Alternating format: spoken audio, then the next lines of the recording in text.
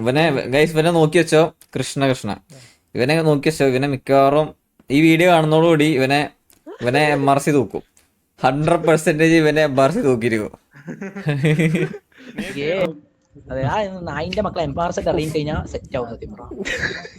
ഞാൻ പറഞ്ഞില്ലേ ഇവന് മിക്കവാറും കൊണ്ടുപോകും. അവന്മാർ ആ ഷെയ്ക്കൊക്കെ എപ്പ കയറിയൊന്നും അതിന്റെ മോൻ എപ്പ കയറിയോ അന്ന് മുതൽ PL കൂടി. പിന്നെ പുതിയ പ്രശ്നങ്ങളൊന്നും ഉണ്ടായി. ഇവന്മാരെ ഇറക്കി വിട്ടാ സത്യം പറയും ഇവന്മാര് വരാത്ത പീസ്ഫുൾ ആയിരുന്നു എക്സ്പാൻഡിസ്. പ്രശ്നം പറഞ്ഞാൽ ഞാൻ ഒറ്റയ്ക്കാവും. ഇനിയിപ്പോ 7 ദിവസത്തെ കൊണ്ടുപോകണല്ലോ അവർക്ക്. അതെ വഴിയങ്ങ് പോട്ടെ.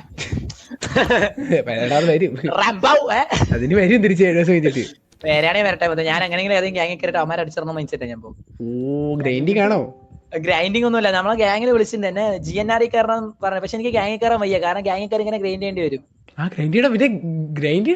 എനിക്ക് ഇങ്ങനെ ചില്ലായി നടക്കണം. ഗ്യാങ്ങിൽ കയറിയാൽ എനിക്ക് ഇങ്ങനെ പെമ്പിളാരൊക്കെ സംസാരിച്ചിങ്ങനെ അങ്ങനെയാണ് സിറ്റിസനായിട്ട് വിളിച്ചത് പറയും. പക്ഷെ നമ്മൾ സിറ്റിസനായിട്ട് അടിക്കാൻ പറ്റത്തില്ലല്ലോ. ചിലപ്പോൾ അവന്മാരെല്ലാം കൂടി ഒന്നും പണ്ട് സിറ്റിസൺ ഒരു പടയായിട്ട് ഇറങ്ങിക്കോ ടീമായിട്ട്. നല്ലൊരു കാര്യം എന്നത്. അതെ ഒരു ക്ലബ് അങ്ങ് തുടങ്ങും. ക്ലബ് തുടങ്ങി ഒരു ക്ലബായിട്ട് മേടിച്ചാൽ മതി. ഞാൻ അന്നൊരിക്കൽ റാംബോന്റെ അടുത്ത് തന്നെ പോയിട്ട് റാംബോ എങ്ങനെയാന്ന് മണ്ടനാണോ കുണ്ണയാണോ ചോദിച്ചു. അത് ഓർമ്മ അടിച്ചു പോയി.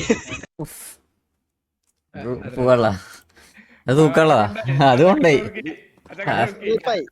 അവരുടെ സിറ്റി